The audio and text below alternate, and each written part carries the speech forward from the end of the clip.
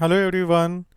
This is the fourth video of the chapter life process. ठीक है, fourth video में हम ऑटोट्रॉफिक न्यूट्रिशन के बारे में पढ़ेंगे। इसके पहले वाले वीडियोस में हम लोग ने मोड्स ऑफ न्यूट्रिशन तक कंप्लीट कर लिया था, और इस वीडियो में हम लोग जो ऑटोट्रॉफिक मोड है, जिसमें जो ग्रीन प्लांट्स आते हैं और वो अपना फूड खुद बना सकते हैं। ठीक है, दे आर सेल्फ डिपेंडेंट।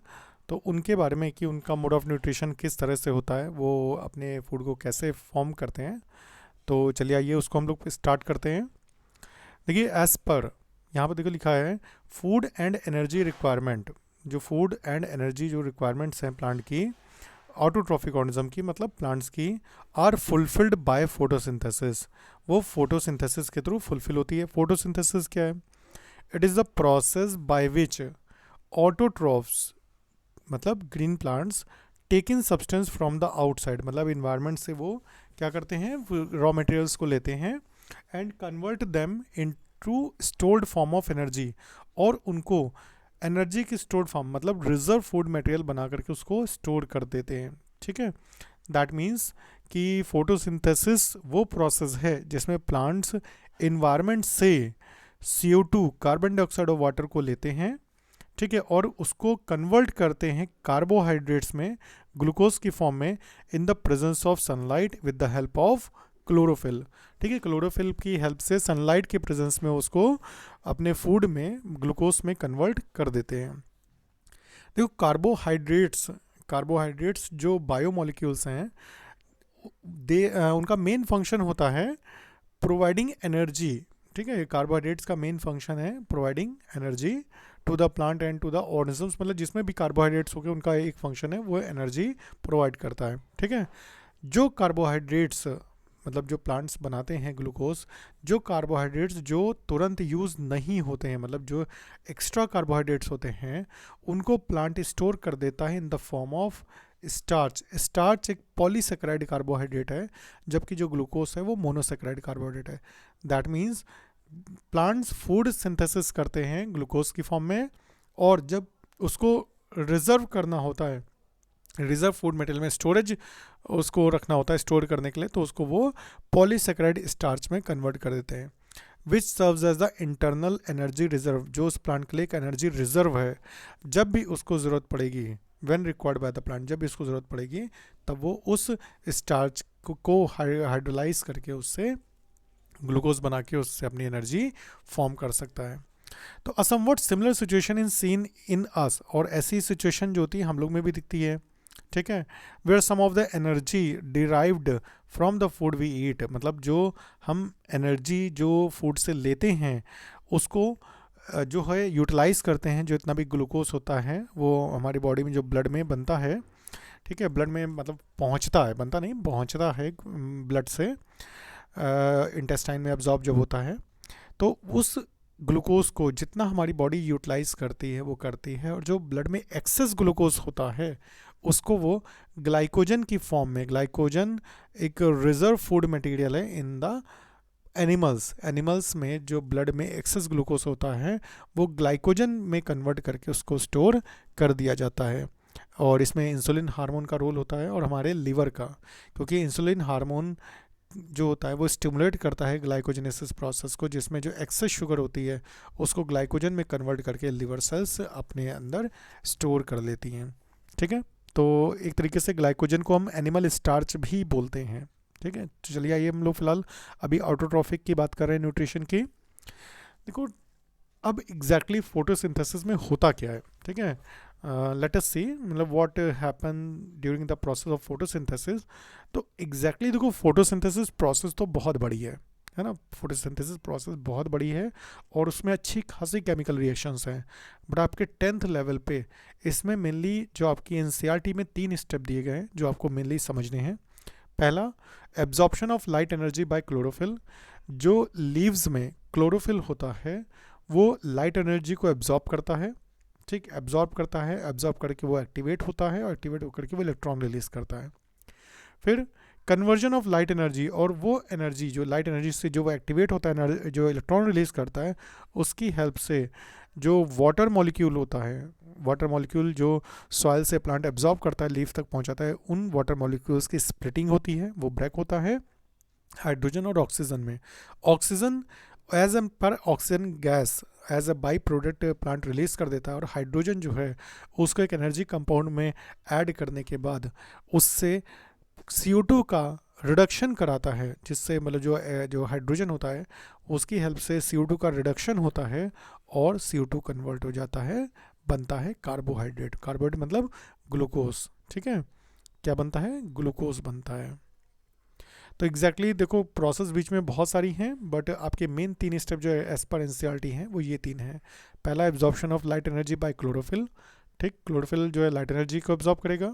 फिर conversion of light energy to chemical energy, उस एनर्जी से वो इलेक्ट्रॉन रिलीज करता है। देन उसकी हेल्प से वो वाटर मॉलिक्यूल की स्प्लिटिंग होती है, वाटर मॉलिक्यूल की स्प्लिटिंग से जो ऑक्सीजन रिलीज होती है एज अ बाई प्रोडक्ट, और जो हाइड्रोजन होता है उसके थ्रू CO2 को रिड्यूस किया जाता है, जिससे ग्लूकोज या फूड का फॉर्मेशन होता है, ठीक है।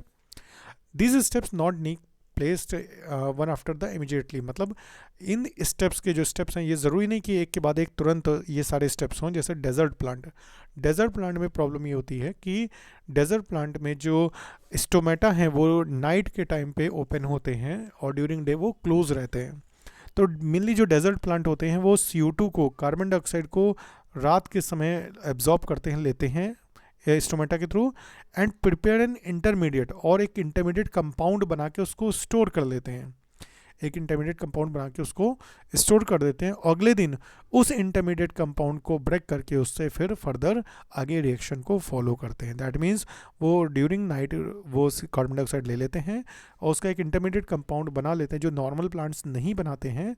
बाद में उस इंटरमीडिएट कंपाउंड पे जो एनर्जी दिन दोपहर आपको उनको मिलती है with the help of chlorophyll, वो उसको एब्जॉर्ब करके ड्यूरिंग द डे अपना फूड की सिंथेसिस करते हैं, ठीक है। तो ये तो डेजर्ट प्लांट की बात हो गई।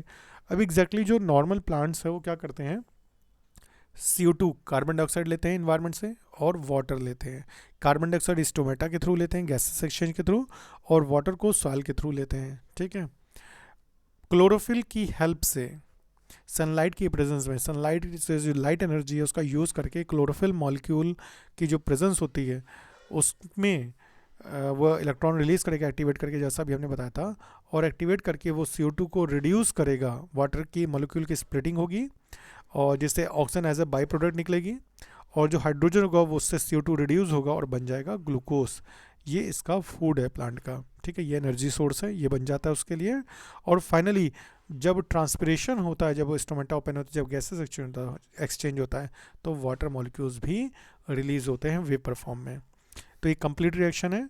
6CO2 + 12H2O gives out 6H12O6 + 6O2 + 6H2O, ठीक है। ये पूरी कंप्लीट बैलेंस्ड रिएक्शन है और आपको फोटोसिंथेसिस के लिए यही रिएक्शन पढ़नी है, ठीक है। चलिए हम लोग कुछ लीफ के बारे में बात कर लेते हैं प्लांट्स के।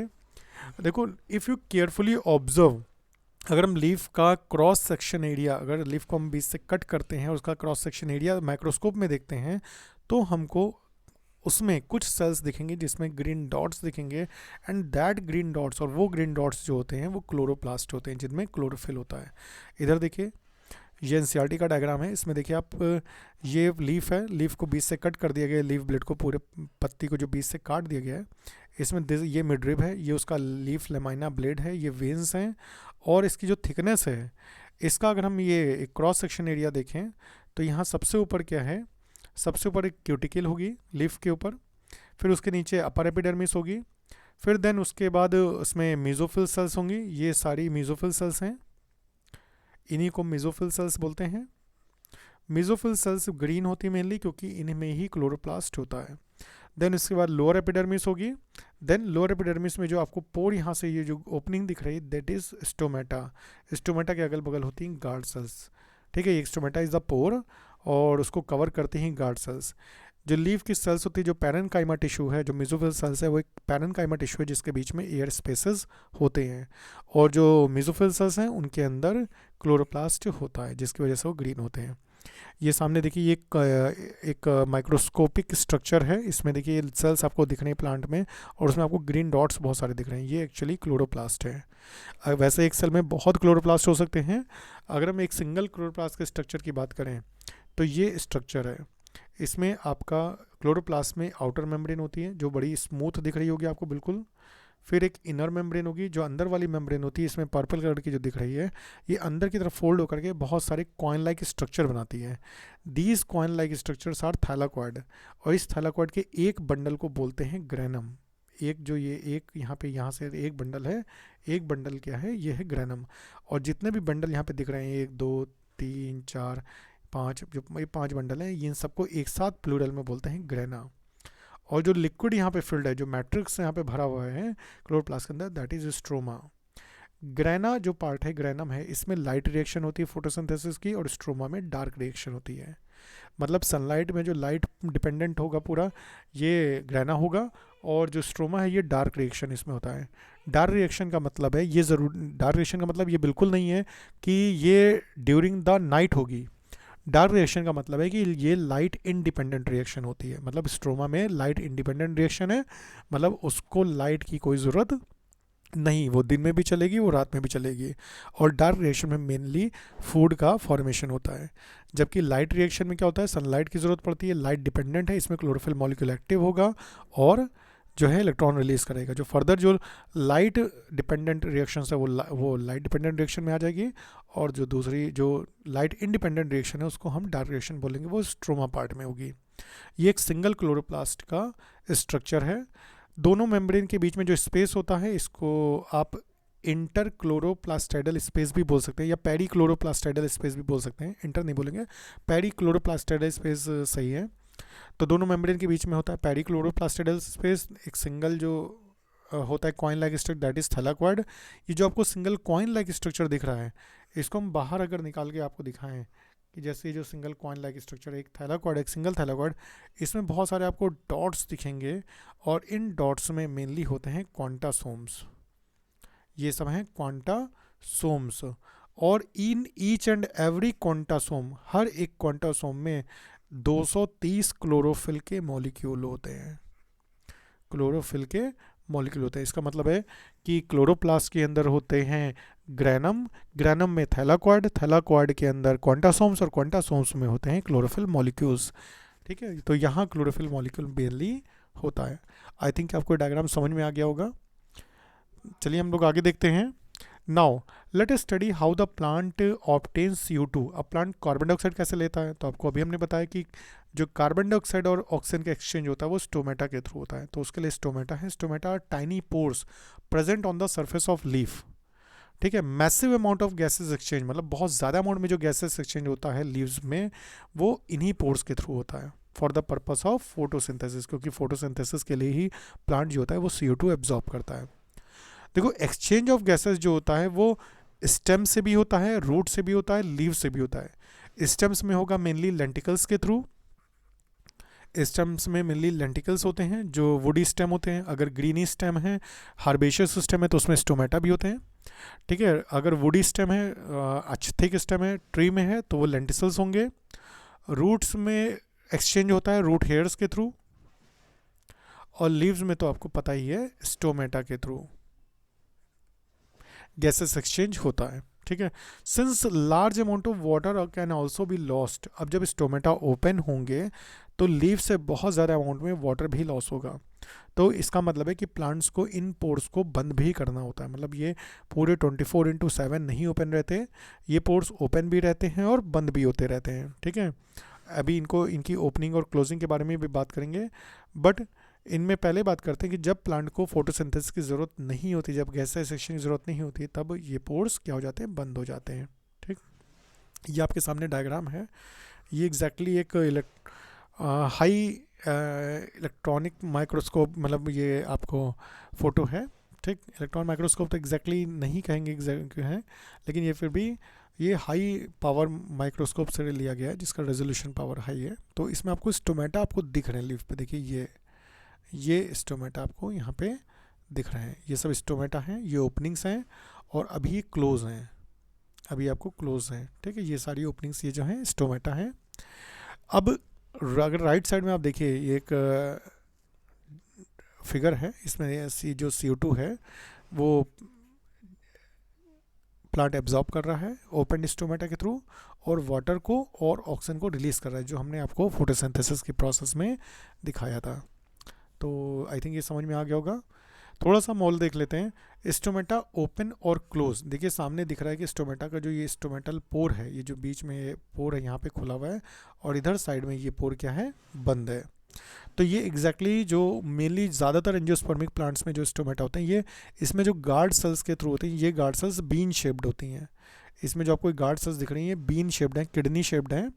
और इसमें क्या होता है कि एग्जैक्टली जो गार्ड सेल्स की आउटर लेयर होती है, जो आउटर लेयर होती है वो थिन होती है, और इनर लेयर जो होती है वो थिक होती है। ये थिक होती है।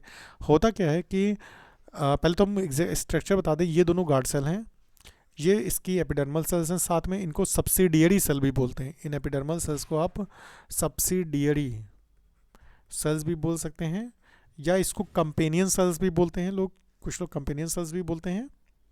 तो कंपेनियन सेल बोल सकते हैं।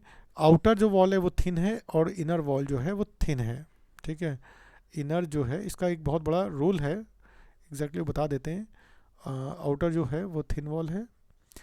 होता क्या है कि जब ड्यूरिंग डे आसपास की सेल से वाटर इन गार्ड सेल्स के अंदर आ जाता है, बहुत ज़्यादा अमाउंट में आता है, तो गार्ड सेल्स स्वेल कर जाती हैं। और स्वेल करती है तो क्या होता है कि जो उसकी आउटर मेम्ब्रेन है वो पतली होती है, वो बाहर की तरफ भागती है, और जिससे एक प्रेशर क्रिएट होता है अंदर वाली मेम्ब्रेन पे जो थिक होती है। तो वो प्रेस होती है, और बीच में से दोनों तरफ की जो मेम्ब्रेन है वो एक दूसरे से दूर चली जाती हैं, और ये जो स्टोमेटल पोर है ये ओपन होता है। बट जिस समय वो स्वेल करती हैं उस फेस को बोलते हैं turgid face. The phase is turgid and the pressure that arises in the guard cell is the turgor pressure. Turgor pressure जब अराइज होता है, जब बहुत ज़्यादा वाटर गार्ड सेल्स में आ जाता है, तो टर्गर प्रेशर अराइज होता है, जिसकी वजह से जो गार्ड सेल्स होती हैं वो स्वेल कर जाती हैं, और स्टोमेटल पोर ओपन हो जाता है। ड्यूरिंग द नाइट, शाम के टाइम पे क्या होता है, जो वाटर गार्ड सेल्स में आया था वो अब आसपास की सेल्स में वापस लौट जाता है, और गार्ड सेल्स जो होती हैं वो श्रिंक कर जाती हैं। गार्ड सेल्स श्रिंक करने से जो प्रेशर होता है आउटर इनर मेम्ब्रेन पे वो कम हो जाता है, और जो इनर मेम्ब्रेन होती है वो स्टोमेटल पोर को बंद कर देती है, क्लोज कर देती है। तो that means the opening and closing of a pour is the function of the guard cells. वो गार्ड सेल्स का मेन फंक्शन होता है। The guard cells swell when water flows into them, causing the stomatal pore to open, and similarly the pore close when the guard cells shrink. तो ये हो गया opening and closing of stomata, ठीक है। आप लोग को इतना ही पढ़ना है, बाकी मैकेनिज्म बहुत डिटेल में है, फोटोसिंथेसिस भी है, स्टोमेटल ओपनिंग क्लोजिंग भी सब डिटेल में है, सब कुछ डिटेल में है। बट हमारा मेन पर्पस आपको जो है मैक्सिमम मार्क्स लाना है आपके बोर्ड एग्जामिनेशन में, 100% स्कोर कराना है आपको बोर्ड एग्जामिनेशन में। तो मेनली आपको एनसीईआरटी देखना है, इसलिए हमने एनसीईआरटी की लैंग्वेज को ही यहाँ पे यूज़ किया है और उसका एक्सप्लेनेशन किया है, जिससे आपका जो टोटल माइंडसेट है वो एनसीईआरटी की तरफ जाए, जिससे आप अच्छे से मार्क्स उसको ले सको। बाकी डिटेल्स में पढ़ने के लिए इसके हमारे जो दूसरे वीडियोज़ हैं वो आपको अवेलेबल रहेंगे। जब आपको आगे डिटेल पढ़ना होगा तब आप वो पढ़ेगा। फिलहाल अभी हम लोग एनसीईआरटी पे ही मेनली फोकस करेंगे। कहाँ कहाँ से क्वेश्चन बनते हैं ये भी बीच में हम आपको बात करेंगे। देखो अभी हम लोग ने ये बात कर ली कि ऑटोट्रॉफ्स जो होते हैं वो अपनी एनर्जी रिक्वायरमेंट्स को कैसे पूरा करते हैं, कि वो बाहर से CO2 और वाटर ले करके अपना उसको रिड्यूस करके अपना फूड बनाते हैं ग्लूकोज की फॉर्म में, ठीक है, एज अ बाई प्रोडक्ट जिसमें ऑक्सीजन रिलीज होती है। बट प्लांट्स को और दूसरे रॉ मटेरियल्स की भी तो ज़रूरत पड़ती है for building their body, for their growth, है ना। तो वाटर भी जो यूज़ होता है फोटोसिंथेसिस में, और जो मिनरल्स होते हैं, जब वाटर यूज़ होता है फोटोसिंथेसिस में तो सॉइल से रूट्स के थ्रू जो उसमें जाइलम टिश्यू होता है उसके थ्रू वो ट्रांसपोर्ट किया जाता है water plus minerals through the two the leaves of the plant. मतलब जो प्लांट में जो ट्रांसपोर्ट होता है वाटर मिनरल्स का वो जो है जाइलम टिश्यू के थ्रू होता है। दूसरे मटेरियल्स उसके जैसे नाइट्रोजन है, फॉस्फोरस है, आयरन है, मैग्नीशियम है, और जो दूसरे मिनरल्स हैं वो अलॉन्ग विद वाटर सॉइल से क्या होते हैं, एब्जॉर्ब होते हैं, और प्लांट उनको एब्जॉर्ब करता है, यूज़ करता है। जिसमें नाइट्रोजन जो होता है बहुत ही एसेंशियल एलिमेंट है, क्योंकि वो प्रोटीन की सिंथेसिस में बहुत ही ज़्यादा रिस्पॉन्सिबल है ना, क्योंकि मेनली वो प्रोटीन का पार्ट होता है नाइट्रोजन। तो इसलिए for the synthesis of the protein nitrogen is very essential element. तो this is taken up in the form of inorganic nitrates और नाइट्राइट्स। जो सॉइल में नाइट्रेट्स और नाइट्राइट्स होते हैं उनको प्लांट एब्जॉर्ब करता है सॉइल से, या फिर कोई अगर ऑर्गेनिक कंपाउंड के फॉर्म में है, जो बैक्टीरिया जो है नाइट्रोजन फिक्सिंग बैक्टीरिया जो एटमॉस्फेरिक नाइट्रोजन को फिक्स करते हैं इन द सॉइल, तो उनके बनाए गए ऑर्गेनिक कंपाउंड से भी वो प्लांट जो है वो नाइट्रोजन को एब्जॉर्ब करता है।